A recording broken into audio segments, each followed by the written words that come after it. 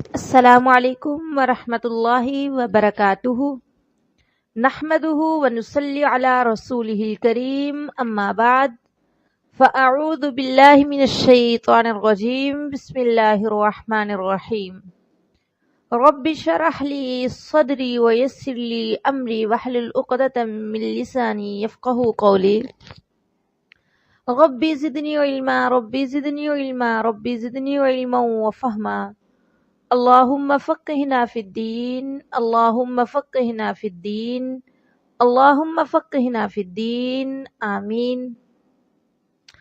آج ہم بفضل اللہ تعالی پارہ نمبر 14 شروع کرنے والے ہیں۔ اللہ تعالیٰ سے دعا ہے کہ اللہ تعالیٰ ہمیں سمجھنے کی اور عمل کرنے کی توفیق عطا فرمائے۔ اس پارہ میں 2 صورتیں ہیں، ایک سورہ الحجر اور دوسری سورہ النحل۔ جیسا کہ میں پہلے بھی بتا چکی ہوں کہ پارہ نمبر 13 میں سورہ حجر کی پہلی آیت آتی ہے، باقی کی جو آیات ہیں وہ پارہ نمبر 14 میں ہیں۔ تو سورہ حجر جو ہے یہ مکہ میں نازل ہوئی اور اس کی 99 آیتیں اور 6 رکوع ہیں، جبکہ سورہ نحل جو ہے یہ بھی مکہ میں اتری اور اس کی 128 آیتیں اور 16 رکوع ہیں۔ اس پارہ میں کیا ہے؟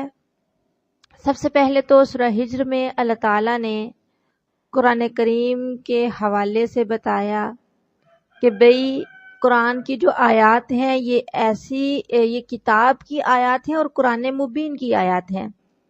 پھر مزید اللہ رب العزت نے بتایا سمجھایا کہ انا نحن نزلنا الذکر و انا لہ لحافظون، کہ قرآن کو نازل ہم نے کیا اور اس کی حفاظت بھی ہمارے ذمے ہے۔ اس کے بعد اللہ تعالیٰ نے اپنی کچھ قدرتوں کا ذکر کیا، اپنی کچھ نشانیوں کا ذکر کیا، اپنے کچھ انعامات کا ذکر کیا، پھر انسان اور جنوں کی تخلیق کے حوالے سے بات کی کہ انسان کو اللہ تعالیٰ نے مٹی سے پیدا کیا اور جنوں کو اللہ تعالیٰ نے آگ سے پیدا کیا۔ پھر مزید اللہ رب العزت نے جنت اور جہنم کا تذکرہ کیا، پھر حضرت لوط علیہ السلام کی قوم کا ذکر کیا، اور اس کے بعد کچھ انبیاء کے واقعات دیکھیں جب اللہ تعالیٰ نے بیان کیے تو آخر میں اپنے نبی صلی اللہ علیہ وسلم کو بھی حکم دیا کس چیز کا؟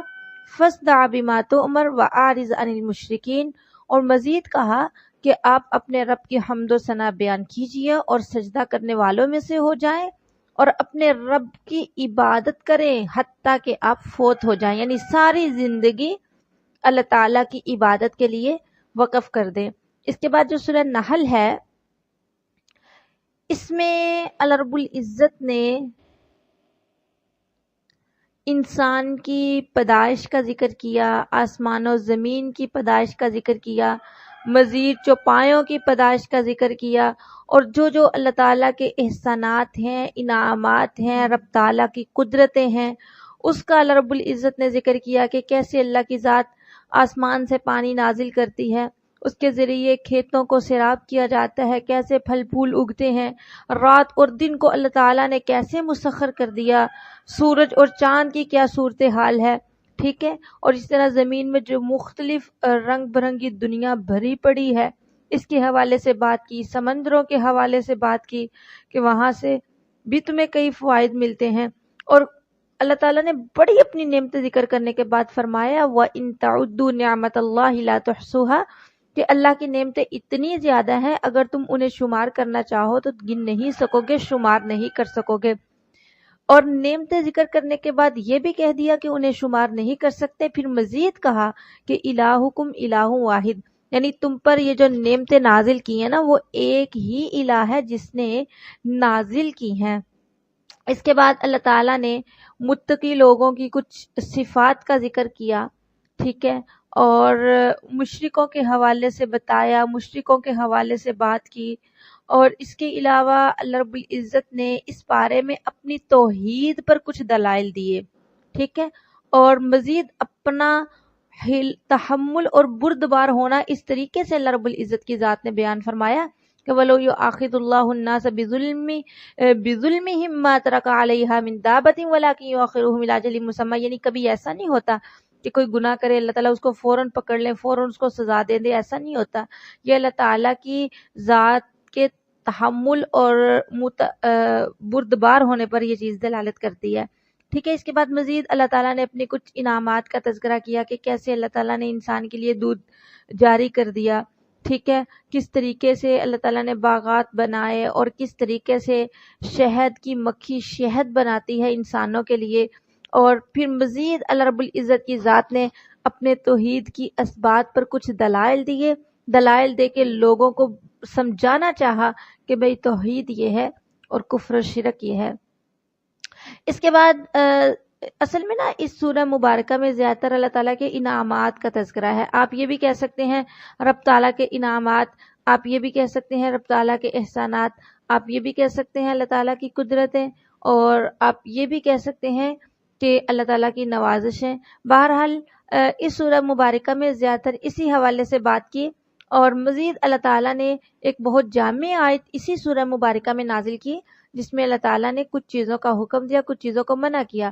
اگر انسان ان چیزوں پر قائم دائم رہے اور جن سے منع کیا ان سے باز رہے تو یقیناً انسان کی دنیا اور آخرت بہتر ہو سکتی ہے۔ پھر مزید اللہ رب العزت کی ذات نے اس میں حلال کھانے کی طرف ترغیب دلائی، اور کچھ حرام چیزیں تھیں ان کے حوالے سے بات کی کہ بھئی یہ چیزیں حرام ہیں۔ حضرت ابراہیم علیہ السلام کی تعریف کی، ان کی تعریف میں کچھ کلمات بولے اور بتایا کہ ہم نے ان کو دنیا میں بھی اچھائی دی تھی اور آخرت میں بھی وہ نیک لوگوں میں سے ہوں گے۔ اس کے علاوہ اللہ تعالیٰ نے اسی سورہ مبارکہ کے آخر میں اپنے نبی صلی اللہ علیہ وسلم کو اور تمام داعیان اسلام کو، تمام علماء کرام کو ایک اصول بتا دیا، ایک طریقہ بتا دیا کہ ادعو الی سبیل ربک بالحکمت والموعظۃ الحسنہ۔ طریقہ کیا بتایا؟ دعوت دینے کا طریقہ۔ کیا طریقہ بتایا؟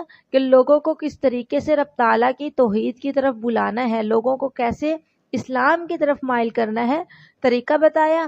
اس کے بعد اللہ رب العزت نے یہ چیز بتائی کہ جو اگر کسی کو کوئی نقصان پہنچتا ہے نا تو اس کو اتنا ہی بدلہ لینا چاہیے، لیکن اگر وہ بدلہ نہ لے بلکہ معاف کر دے تو یہ تو بہت بہتر ہے صبر کرنے والوں کے لیے۔ اور اپنے نبی صلی اللہ علیہ وسلم کو بھی اللہ کے نبی صلی اللہ علیہ وسلم نے اسی پارے کے آخر میں تلقین کی کہ وَاصْبِرْ وَمَا صَبْرُكَ إِلَّا بِاللَّهِ وَلَا تَحْزَنْ عَلَيْهِمْ وَلَا تَكُ فِي ضَيْقٍ مِّمَّا يَمْكُرُونَ، کہ آپ صبر کیجئے، صبر کیجئے، ٹھیک ہے۔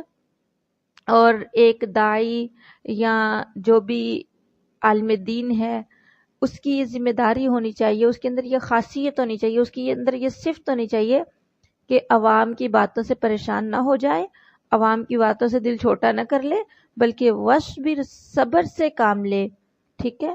اور لوگ بہت تدبیریں کرتے ہیں، بہت مکر کرتے ہیں علماء کے خلاف، داعی اللہ کے خلاف، دعوت دین جو کرتے ہیں، دعوت دین کا فریضہ جو سر انجام دیتے ہیں ان کے خلاف بہت ساری زبانیں بولتی ہیں، بہت سارے کردار اٹھتے ہیں، لیکن اللہ تعالیٰ کی طرف سے یہ دعوت ہے، یہ تبلیغ ہے، اللہ تعالیٰ کی طرف سے یہ حکم ہے کہ وَاصْبِرْ، ان تمام معاملات پہ صبر سے کام لینا ہے، لوگ جس طرح کی مرضی چالے چلے ان پہ پریشان نہیں ہونا۔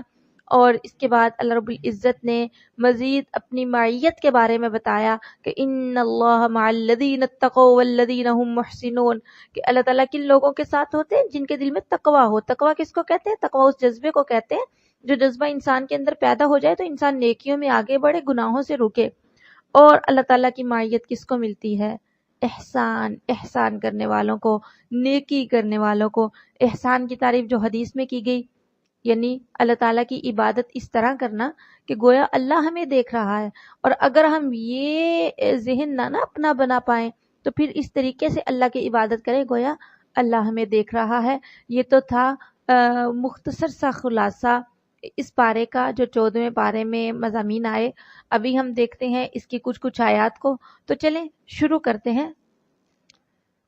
اللہ رب العزت 14ویں پارے کے شروع میں فرماتے ہیں ربما یود الذین کفروا لو کانوا مسلمین ذرہم یأکلوا ویتمتعوا ویلہہم الامل فسوف یعلمون۔ रुबामा किसी वक़्त यवद्दुल्लदीन कफरू आरज़ू करेंगे काफिर कि लो कानू मुस्लिमीन काश के होते वो मुसलमान। ज़रहुम ए मेरे नबी सल्लल्लाहु अलैहि वसल्लम छोड़ दें इनको, यअकुलू वो खाएं, व यतमत्तऊ और फ़ायदा हासिल करें, वयुल्हिहिमुल अमलू और उम्मीद में लगे रहें, ठीक है, या गाफिल कर दे उनको उम्मीद, फसौफ यअलमून पस अन करीब वो जान लेंगे। देखें कुरान करीम जो है ये सिर्फ बातें ही नहीं बताता, किस्से ही नहीं सुनाता, लोगों के हालात ही नहीं बयान करता, बल्कि इस कुरान का एक मकसद है, मौइज़तुम मिर रब्बिकुम, ये कुरान हमारे रब की तरफ से वाज़ो नसीहत है। इसमें हमारे लिए बहुत सारे मसाइल और बहुत सारे फ़वाइद और बहुत सारे अमली पॉइंट हैं जिन पे हम अमल करके इस कुरान की वजह से हिदायत पे आ सकते हैं, सीधा रास्ता पकड़ सकते हैं और अपने आप की इस्लाह कर सकते हैं। अगरचे यहाँ पर बात हो रही है काफिरों के हवाले से कि वो अब तो ईमान नहीं लाते, लेकिन आखिरत में वो ये बात कहेंगे कि काश वो होते मुसलमान। ऐ मेरे नबी सल्लल्लाहु अलैहि वसल्लम इनको इनके हाल पे छोड़ दें, ये क्या करते फिरें, खाएं, फायदा हासिल करें, इनकी आरजुएं गाफिल करती रहें। देखें ये जो सूरह हिज्र की आयत नंबर 3 है, इसने हमें झंझोड़ के रखा कि ज़रहुम यअकुलू व यतमत्तऊ व युल्हिहिमुल अमलु फसौफ यअलमून, खाना पीना, फायदा हासिल करना दुनिया की साजो सामान से और ख्वाहिशात के पीछे लगे रहना, लंबी लंबी आरजुएं करना, लंबी लंबी ख्वाहिशें बांधना, दिल में सोचते रहना मैं ये करूंगा, मैं वो करूंगा, मेरे पास ऐसे हो, मेरे पास वैसे हो, यानी दुनिया की ही फिक्र में रहना। ये 3 निशानियां ऐसी हैं जो काफिरों की हैं। नंबर 1 खाते पीते रहना, नंबर 2 दुनिया के साजो सामान से ही फायदा हासिल करना, नंबर 3 ख्वाहिशात के पीछे लगे रहना। तो अगर हम देखें तो आज हमारी भी सेम यही कंडीशन बन चुकी है कि हमारी जिंदगी भी बस इन्हीं 3 कामों के अंदर महदूद होके रह गई। हमने समझ लिया कि शायद अच्छा खाना, अच्छा पहनना और दुनिया की चीज़ों को अपने इस्तेमाल में लाना और लंबी लंबी आरजुएं करना, मंसूबे बनाना, दुनिया के लिए दुनिया की ख्वाहिशात के पीछे लग जाना, हमारी ज़िंदगी भी सिर्फ इसी तक महदूद होके रह गई। जबकि ये तो वो निशानियां थी जो एक काफिर के अंदर होती हैं। तो हमें अपनी ज़ात पे तवज्जो देनी है, अपने आमाल का जायज़ा लेना है, अपना मुहासबा करना है, ठीक है, ताकि हमारी इस्लाह हो सके और जन्नत हमारी पक्की हो सके। हज़रत हसन बसरी रहमहुल्लाह ने फरमाया कि जो शख्स अपनी ज़िंदगी में लंबी उम्मीदें बांधता है तो उसका अमल ज़रूर ख़राब हो जाता है। इसलिए कोशिश करें लंबी लंबी उम्मीदें ना बांधें, बल्कि अल्लाह ताला की रज़ा पे राज़ी रहें, अपने हाल की सोचें, मुस्तकबिल को अल्लाह रब्बुल इज़्ज़त की ज़ात पर छोड़ दें। इसके बाद देखें सूरह हिज्र की आयत नंबर 40। अल्लाह ताला ने जब इंसान को और शैतान को पैदा किया, बहरहाल शैतान की पैदाइश तो पहले हो चुकी थी, तो इसका नाम इब्लीस था, ये फरिश्तों में रहता था।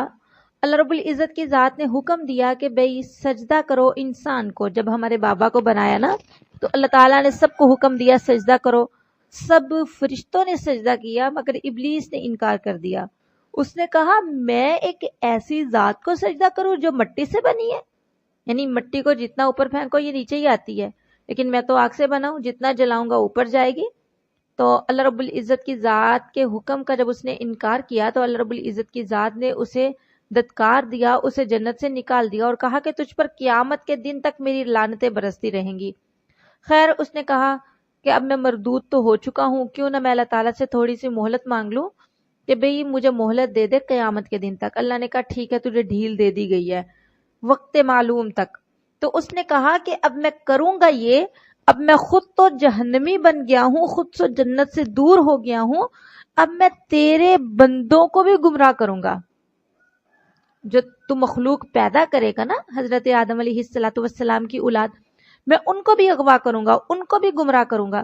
الا عبادک منہم المخلصین، مگر تیرے بندے جو اخلاص والے ہوں گے، یعنی تیرے وہ بندے جو اخلاص کے ساتھ کام کرنے والے ہوں گے، جو ہر کام اپنی رب تعالیٰ کی رضا حاصل کرنے کے لیے کریں گے، ان پہ میرا غلبہ نہیں ہوگا.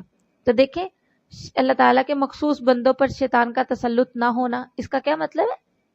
اس کا مطلب ہے کہ شیطان کے جو شیطانی فریب ہے نا، یہ اثر انداز نہیں ہوتے.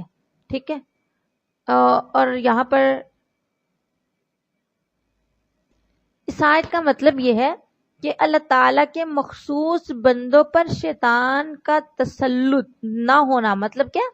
کہ اللہ تعالیٰ کے جو مخصوص بندے ہوتے ہیں نا، ان کے قلوب اور عقلوں پر شیطان کا ایسا تسلط نہیں ہوتا کہ وہ اپنی غلطی پر کسی وقت متنبہ ہی نہ ہو، جس کی وجہ سے ان کو توبہ کی نصیب نہ ہو، یا کوئی ایسا گناہ کر بیٹھے جس کی بخشش نہ ہو سکے. ٹھیک ہے، یہ اس کا مطلب ہے. اور اس کے بعد دیکھیں اللہ رب العزت فرماتے ہیں لہا سبعۃ ابواب لکل باب منہم جزء مقسوم، یعنی جہنم کے کتنے دروازے؟ جہنم کے 7 دروازے ہیں. ٹھیک ہے، تو جہنم کے یہ جو 7 دروازے ہیں یہ مجرموں کے لیے مخصوص ہیں. کہ کوئی جہنم کا جو دروازہ ہے وہ بہت سخت قسم کے مجرموں کے لیے ہے، کوئی کم، کوئی اس سے کم. بہرحال اس آیت سے ہمیں یہ پتہ چلتا ہے کہ جہنم کے 7 دروازے ہیں.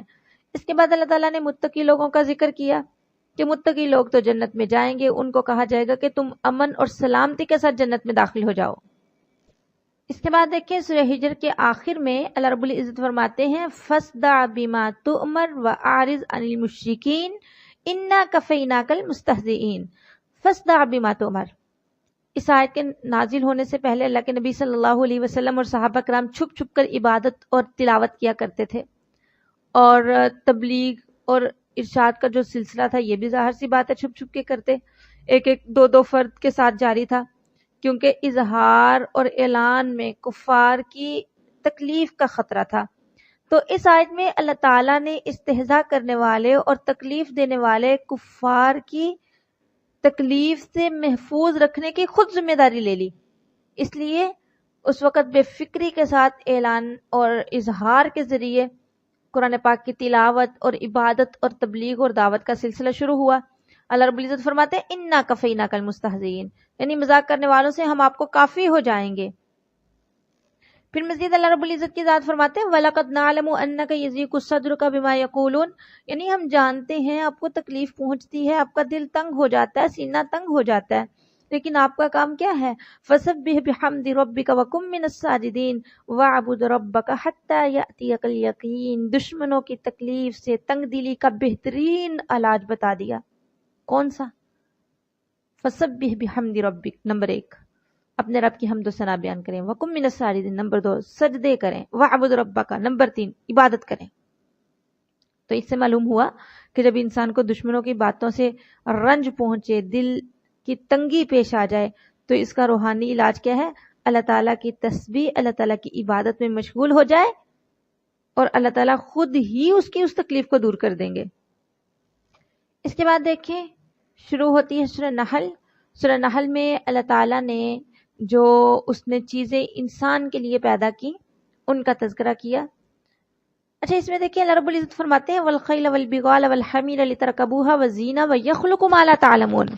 پیچھے اللہ تعالیٰ نے نا جتنی چیزوں کا ذکر کیا کہ یہ بھی اللہ تعالیٰ نے انسان کے لیے پیدا کی، یہ بھی انسان کے لیے، یہ بھی انسان کے لیے، وہاں پہ خالق کا لفظ بولے یعنی ماضی کا صیغہ استعمال کیا کہ اللہ تعالیٰ نے پیدا کیا.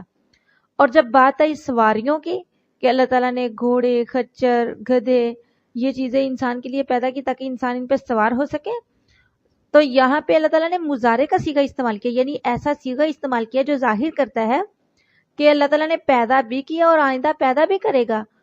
وَيَخْلُقُ مَا لَا تَعْلَمُونَ، کہ ایسی ایسی سواریاں اللہ تعالیٰ تمہارے لیے پیدا کرے گا کہ تمہیں اس چیز کا علم ہی نہیں ہے. تو اس میں وہ تمام سواریاں آگی جو وحی کے نازل ہونے کے بعد ایجاد ہوئی. جیسا کہ اب ہم دیکھیں تو کتنی زیادہ چیزیں ہیں، موٹر سائیکل، سائیکل، گاڑیاں، بسیں، کتنا کچھ ہے. تو وَيَخْلُقُ مَا لَا تَعْلَمُونَ، کیا انسان اللہ تعالیٰ کی ذات وہ ذات ہے جس نے تمہارے لیے وحی نزول کے وقت جو چیزیں تھیں ان کا ذکر کیا، اور ساتھ میں یہ بھی کہہ دیا کہ اللہ تمہارے لیے وہ چیزیں بھی پیدا کرے گا سواری کی جو تم نہیں جانتے. سبحان اللہ.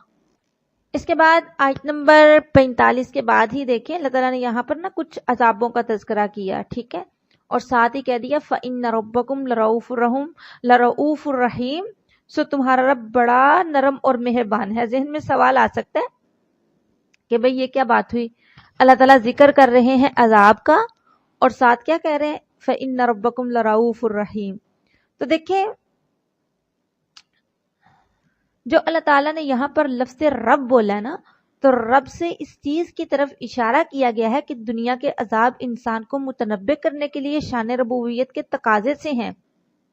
پھر مزید اللہ تعالیٰ نے فرما دیا کہ اللہ تعالیٰ شفیق ہے، مہربان ہے.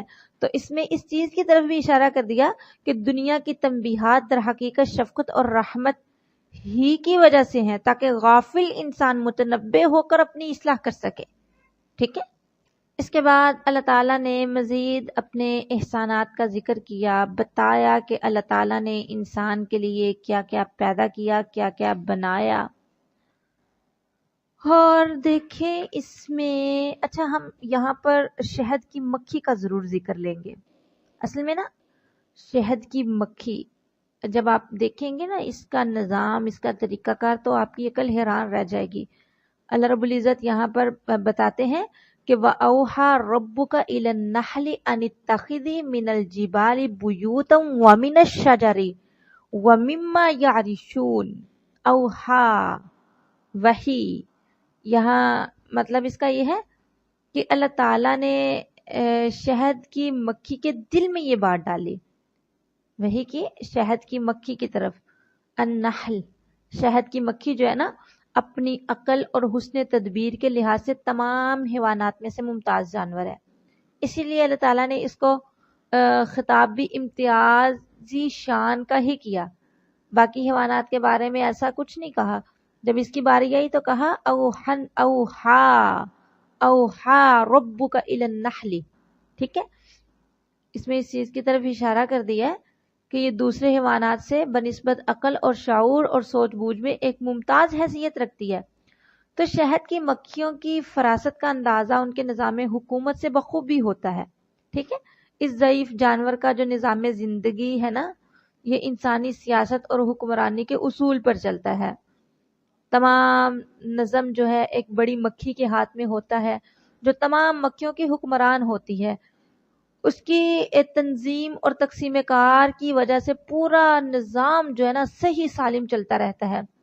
اور اس کے عجیب و غریب نظام اور قوانین و قواعد کو دیکھ کر انسانی عقل حیران رہ جاتی ہے. خود یہ ملکہ 3 ہفتوں کے عرصہ میں 6000 سے 12000 تک انڈے دیتی ہے. ٹھیک ہے، یہ اپنی قد و قامت اور وضاقتہ کے لحاظ سے دوسری مکھیوں سے ممتاز ہوتی ہے. ٹھیک ہے، اور یہ جو ملکہ ہوتی ہے نا، یہ ملکہ تقسیم کار کے اصول پر اپنی رعایا کو مختلف امور پر مامور کرتی ہے. ان میں سے بعض کوئی فرائض سر انجام دیتے ہیں، بعض کوئی فرائض سر انجام دیتے ہیں، بعض انڈوں کی حفاظت کرتے ہیں، بعض نابالغ بچوں کی تربیت کرتی ہیں، بعض ایسے فرائض ادا کرتی ہیں کہ ان کے تیار کردہ اکثر چھتوں کے خانے میں 20,000 سے 30,000 تک ہوتے ہیں، یعنی کمرے آپ کہہ لیں کہ کمرے ہوتے ہیں. ٹھیک ہے، اور بعض موم جمع کر کے پہنچاتی ہیں آگے، جن سے وہ اپنے مکانات تعمیر کرتے ہیں، اور یہ موم نباتات پر جمے ہوئے سفید قسم کے صفوف سے حاصل ہوتی ہے. بہرحال یہ ایک بہت لمبا موضوع ہے، میں نے اس پر ایک باقاعدہ کتاب بھی پڑھی تھی. اس پر کتابیں لکھی گئی ہیں، شہد کی مکھی کس طریقے سے یہ سارا نظام کرتی ہے، سارا انتظام کرتی ہے. کتاب کا نام میرے ذہن میں نہیں ہے، بہت دیر پہلے میں نے پڑھی تھی. شہد کے حوالے سے ہی تھی، شہد اور اس کی اقسام یا اس طرح کر کے نام تھا. بہرحال اس میں یہ سارا طریقہ انہوں نے بتایا کہ کس کس طریقے سے شہد کی مکھی شہد کو بناتی ہے، اور پھر دیکھیں اتنی محنت کرتی ہے شہد کو بنانے میں، اتنی محنت کرتی ہے کہ انسان اتنی محنت نہیں کر سکتا. اور پھر دیکھیں شاید یہ اس کی، اچھا میرے ذہن میں یہ چیز بھی آ رہی تھی کہ جو اللہ تعالیٰ نے شہد کو شفا بنایا نا، شاید اس کے پیچھے ان مکھیوں کی اتنی زیادہ محنت ہے. بہرحال اللہ تعالیٰ نے اس شہد کو شفا بنا دیا اور بہت لذیذ ہوتا ہے، یہ غذا ہے. اور پھر دیکھیں اتنی خوبصورتی اور نفاست کے ساتھ شہد تیار کیا جاتا ہے نا، کہ یہ جو مختلف پارٹیاں بنائی ہوتی ہیں شہد کی ملکہ نے، تو وہ سبھی اپنے اپنے کام سر انجام دے رہے ہوتے ہیں، ٹھیک ہے، اور اپنی ملکہ کے حکم کو دل و جان سے قبول کرتی ہیں تمام کی تمام. ان میں سے اگر کوئی گندگی پر بیٹھ جائے تو جو چھتا ہے اس کے دربان اس کو باہر ہی روک لیتے ہیں اور ملکہ اس کو قتل کر دیتی ہے، ٹھیک ہے. تو ان کے اس حیرت انگیز نظام اور حسن کارکردگی کو دیکھ کر انسان بھی حیرت میں پڑ جاتا ہے. سبحان اللہ. یہ خاص طور پہ اللہ تعالیٰ نے ہدایت دی ہے اس کو گھر تیار کرنے کی، کہ اس طریقے کا تو نے گھر تیار کرنا ہے، اس طرح تو نے رہنا ہے، ٹھیک ہے. اور پھر توجہ دیں، اللہ تعالیٰ نے صرف گھر بنانے کا حکم نہیں دیا، ساتھ یہ بھی بتا دیا کہ گھر کسی بلند جگہ پر ہونا چاہیے، کیونکہ ایسے مقامات پر شہد کو تازہ اور صاف چھنی ہوئی ہوا پہنچتی رہتی ہے اور وہ گندی ہوا سے بچا رہتا ہے اور توڑ پھوڑ سے محفوظ رہتا ہے. ساتھ اللہ تعالیٰ نے بڑے پیارے انداز سے اس کو سمجھا دیا، بتا دیا ثم کلی من کل ثمرات. اللہ تعالیٰ نے ہدایت دے دی مکھی کو، ٹھیک ہے، کہ اپنی رغبت اور پسند کے مطابق پھل پھول سے رس چوسے، ٹھیک ہے، من کل ثمرات، ہر قسم کا پھل. مطلب یہ کہ جہاں تک وہ آسانی سے پہنچ سکے. اور فصل کی سبول ربک ذلولا، یہ شہد کی مکھی کو نا تیسری ہدایت دی جا رہی ہے کہ اپنے رب کے ہموار کیے ہوئے راستوں پر چل پڑ. دیکھیں شہد کی مکھی جب گھر سے نکلتی ہے نا پھل پھول کا رس چوسنے کے لیے، تو بہت دور دراز چلی جاتی ہے.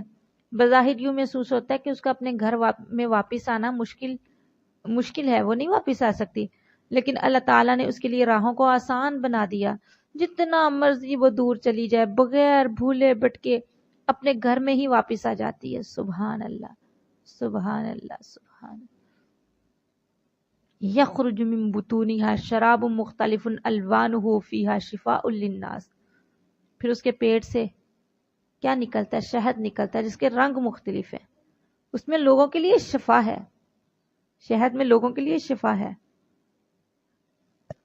اگر کسی کا پیٹ خراب ہو، ویسے تو شہد شفا ہی ہے، آپ کسی بھی مرض کے لیے استعمال کر لو، لیکن پیٹ خرابی کا ایک واقعہ آتا ہے.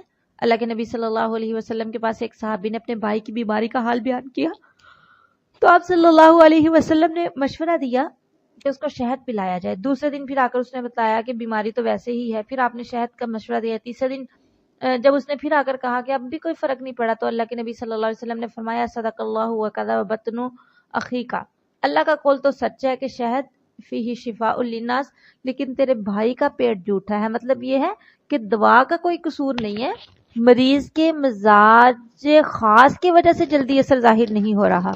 اس کے بعد پھر پلایا تو بیمار تندرست ہو گیا، ٹھیک ہے. بہرحال حکماء صحیح طریقے سے خود سمجھتے ہیں کہ شہد کن کن بیماریوں میں مفید ہے. ظاہر سی بات ہے اس کی بھی ایک تاثیر ہے. تو عام طور پہ کہا جاتا ہے کہ شہد گرم ہوتا ہے. میرا بیٹا جو ہے اس کو ہڈیوں کا مسئلہ ہے، اس کو گرم چیزیں ساری بند کر دی گئی ہیں، لیکن اس کے لیے خاص طور پہ یہ چیز کہی گئی ہے کہ اس کو شہد کے اندر دوائی مکس کر کے کھلانی ہے، ٹھیک ہے. ویسے ساری گرم چیزیں جس کی تاثیر گرم ہے، جس کے اندر تھوڑا سا بھی یہ ہے کہ بھئی یہ چیز گرم ہے، تو ہر اس طرح کی چیز بند ہے، لیکن شہد کہا گیا کہ شہد کے اندر مکس کر کے کھلانی ہے. اور ہم اس کو دن میں 3 اور بعض دفعہ تو ایسا موقع بھی آیا کہ ہم اس کو دن میں 5 6 7 دفعہ بھی شہد میں دوائی مکس کر کے کھلاتے رہے، لیکن الحمدللہ کہ کوئی اس نے اپنا اثر، جو ہم لوگوں کی زبان پہ یہ چیز عام ہے نا، شہد بہت گرم ہوتا ہے، اس کے ساتھ منہ پک جاتا ہے، اس کے ساتھ یہ ہوتا ہے وہ ہوتا ہے، تو ایسا کچھ نہیں ہوا، ٹھیک ہے. تو لیکن پھر بھی بعض لوگ کہتے ہیں کہ بھئی شہد میں اس بیماری کی شفا ہے، حکما کہتے ہیں، لیکن اللہ کے کچھ ایسے بندے بھی ہیں، اہل اللہ ہیں، وہ کہتے ہیں ہر مرض کی شفا شہد میں ہے۔ حضرت عبداللہ بن عمر کے متعلق آتا ہے کہ ان کے بدن پر اگر کوئی پھوڑا بھی نکل آتا نا تو اس پر بھی شہد کا لیپ کر دیتے اور اس کا علاج کر دیتے۔ لوگوں نے اس کی وجہ پوچھی تو انہوں نے کہا قرآن پاک میں اس کے متعلق آیا ہے فیہ شفاء للناس، اللہ تعالیٰ ہمیں بھی ایسا عقیدہ عطا فرمائے، ایسا ایمان عطا فرمائے کہ ہم قرآن کے ہر لفظ پہ یقین اور اعتقاد کے ساتھ عمل کریں۔ بہرحال یہ شہد جو ہے یہ بھی اللہ تعالیٰ کی ایک بہت بڑی نعمت ہے جو اللہ تعالیٰ نے انسان کو دی۔ اس کے بعد اللہ رب العزت فرماتے ہیں واللہ فضل بعضکم علی بعض فی الرزق، کہ اللہ تعالیٰ نے بعض کو بعض پر رزق میں فضیلت دی۔ کوئی فقیر ہے، کوئی امیر ہے، کوئی غریب ہے، کوئی کیسا ہے، کوئی کیسا ہے، ٹھیک ہے، کوئی درمیانے درجے کا ہے۔ تو یہ سارے جو درجات اللہ تعالیٰ نے مقرر کیے ہیں نا، اس میں بھی انسانوں کے لیے رحمت ہے۔ اگر تمام کے تمام برابر ہو جاتے تو احساس کہاں سے پیدا ہوتا؟ ٹھیک ہے، یہ اللہ تعالیٰ نے جو کسی کو کس طرح کا بنایا، کسی کو کس طرح کا بنایا، اس میں اللہ تعالیٰ کی بہت بڑی حکمت ہے۔ پھر اس کے بعد دیکھیں اللہ رب العزت فرماتے ہیں واللہ جعل لکم من انفسکم ازواجا وجعل لکم من ازواجکم بنین وحفدۃ ورزقکم من الطیبات افبالباطل یؤمنون وبنعمت اللہ ہم یکفرون۔ کتنا پیارا جملہ اللہ تعالیٰ نے فرمایا اللہ تعالیٰ نے تمہارے نفسوں سے تمہاری بیویاں، تمہارا جوڑا بنا دیا، ٹھیک ہے، یعنی تمہاری ہی جنس ہے، تمہاری ہی قوم ہے، اس سے اللہ تعالیٰ نے تمہاری بیویاں بنائی تاکہ تم میں آپس میں دل ملیں، ٹھیک ہے، اور شرافت اور بزرگی قائم رہے۔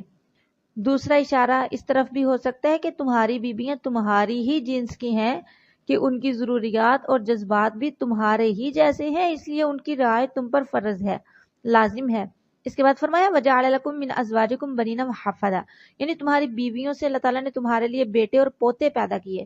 تو یہاں دیکھیں قابل نظر بات یہ ہے کہ اولاد تو ماں باپ دونوں ہی سے مل کر بنتی ہے، لیکن اس آیت میں خاص طور پہ ماؤں کا ذکر کیوں کیا؟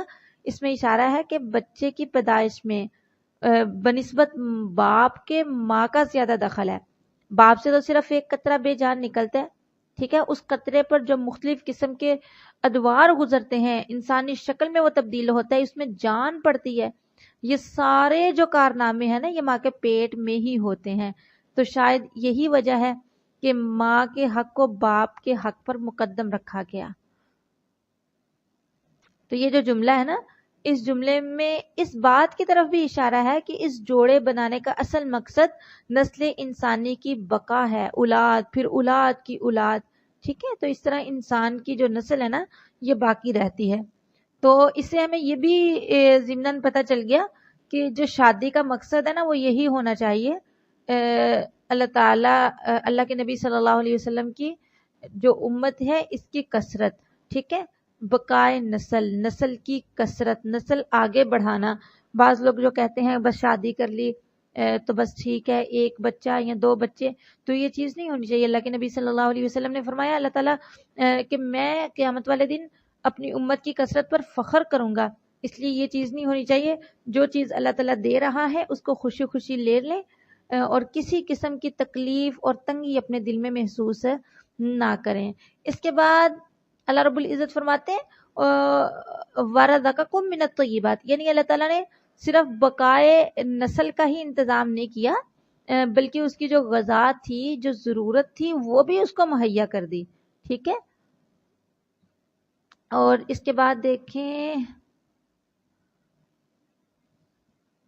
پھر اس کے بعد نا اللہ تعالیٰ نے دو مثالیں دیں۔ ان میں پہلی جو مثال ہے اس میں آقا اور غلام یعنی مالک اور مملوک کی مثال دے کر بتلایا کہ جب یہ دونوں ہی ایک جنس کے اور ایک ہی قسم کے ہوتے ہیں تو یہ آپس میں برابر نہیں ہو سکتے، تو کسی مخلوق کو خدا تعالیٰ کے برابر کیسے آپ ٹھہراتے ہو؟ اور دوسری مثال میں ایک طرف ایک انسان ہے جو لوگوں کو عدل و انصاف اور اچھی باتیں سکھاتا ہے، جو اس کی قوت علمیہ کا کمال ہے، اور وہ خود بھی وہ سیدھے رستے پر چلتا ہے، تو اس میں دیکھیں اس علمی اور عملی قوت میں مکمل انسان کے بالمقابل وہ انسان ہے جو نہ خود اپنا کام کر سکتا ہے نہ کسی دوسرے کا کام درست کر سکتا ہے۔ یہ دونوں قسم کے انسان ایک ہی جنس کے ہیں، ایک ہی قسم کے ہیں، ایک ہی برادری کے ہیں، اس کے باوجود برابر نہیں ہو سکتے۔ تو خالق کائنات جو حکیم ہے، قادر ہے، علیم ہے، خبیر ہے، اس کے ساتھ کوئی مخلوق کیسے برابر ہو سکتی ہے؟ دیکھیں اللہ تعالیٰ نے کتنے کتنے پیارے انداز میں بتایا کہ بھئی تم کیسے اللہ کے ساتھ اوروں کو شریک ٹھہرا سکتے ہو، اوروں کو برابر کر سکتے ہو۔ اس کے بعد دیکھیں اللہ رب العزت نے فرمایا واللہ جعل لکم من بیوتکم سکنا۔ دیکھیں یہاں اللہ تعالیٰ نے نا انسان کے گھر کو سکن فرمایا، گھر بنانے کا فلسفہ اور حکمت واضح فرما دی کہ اس کا اصل مقصد جسم اور قلب کا سکون ہے۔ عادتاً انسان جب کام کرنے کی غرض سے باہر جاتا ہے نا تو بہت تھکا ماندہ گھر واپس آتا ہے تو گھر آ کر آرام کرتا ہے، سکون حاصل کرتا ہے۔ اگرچہ بعض اوقات انسان اپنے گھر میں بھی حرکت اور عمل میں مشغول رہتا ہے مگر یہ عادتاً کم ہے۔ اس کے علاوہ سکون جو اصل سکون ہے نا قلب اور دماغ کا سکون، وہ انسان کو اپنے گھر میں ہی حاصل ہو سکتا ہے۔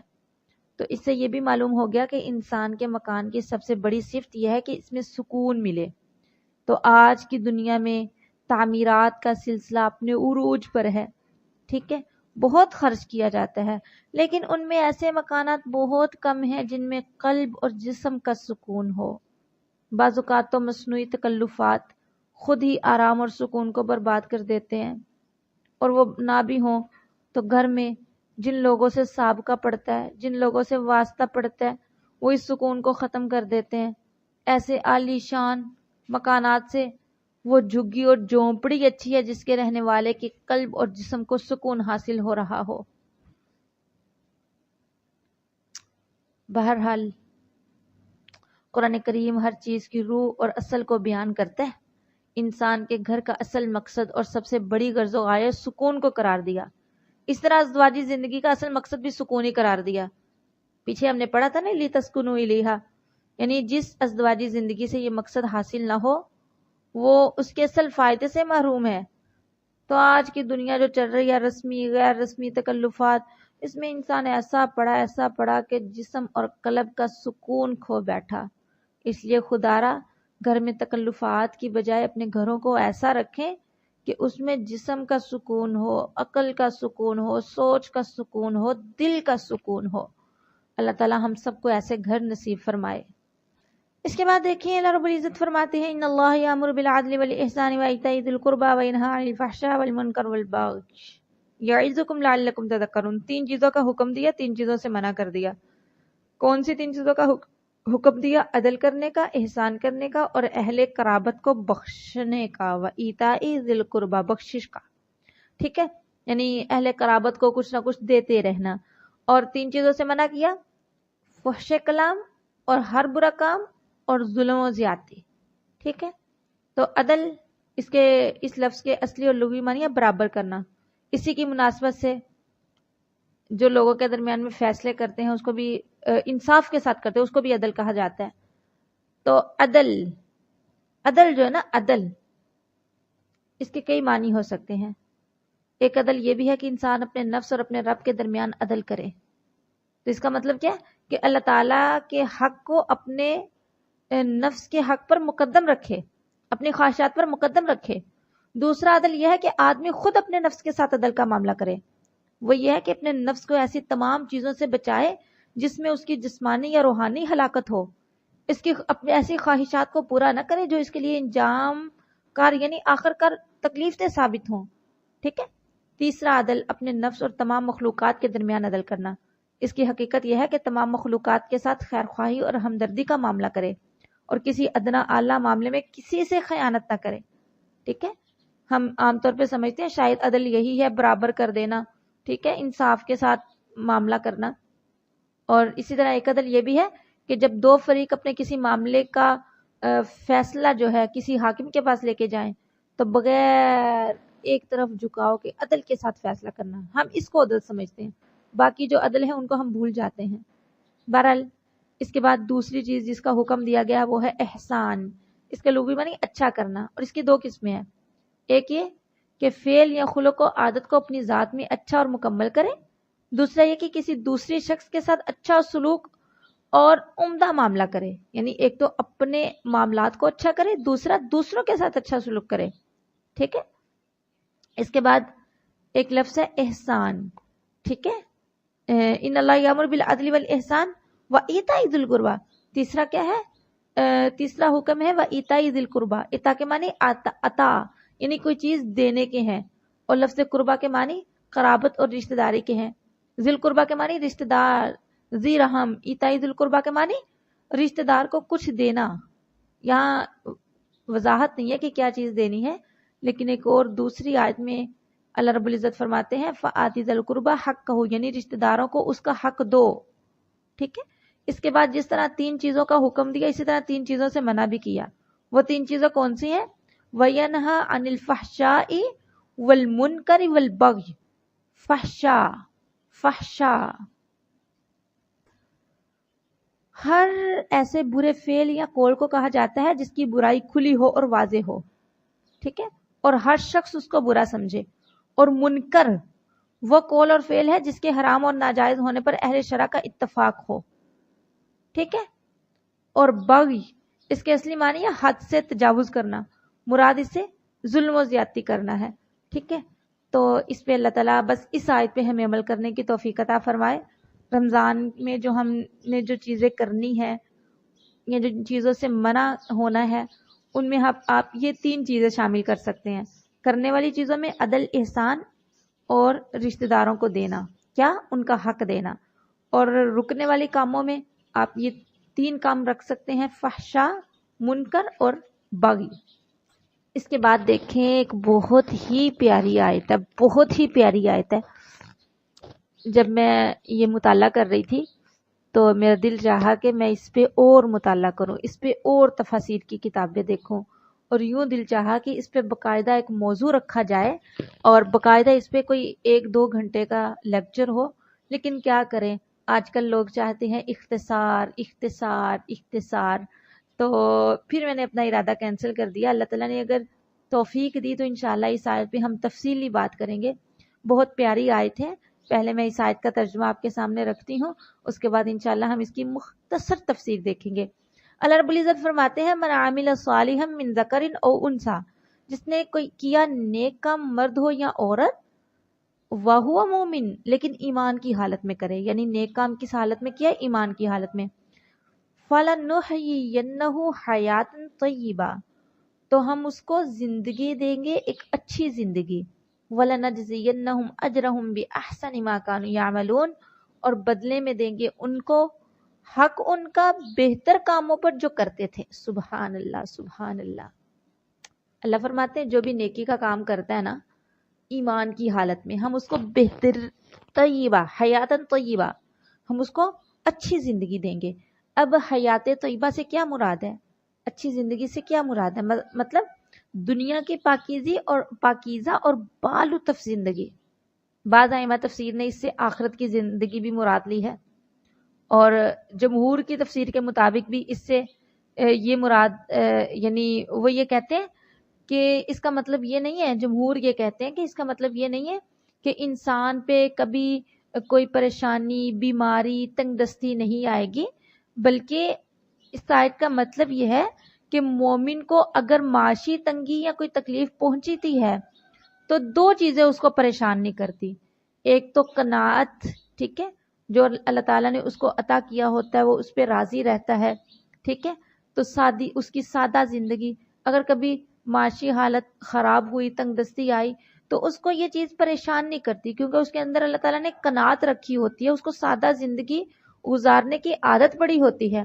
اس کے علاوہ یہ ہے کہ اس کا یہ عقیدہ ہوتا ہے مسلمان کا، مومن کا، کہ اگر مجھ پر اس طرح کے حالات آئے بھی ہیں نا تو اللہ تعالیٰ مجھے اس کی بہترین جزا دیں گے، بہترین اس کا اجر دیں گے.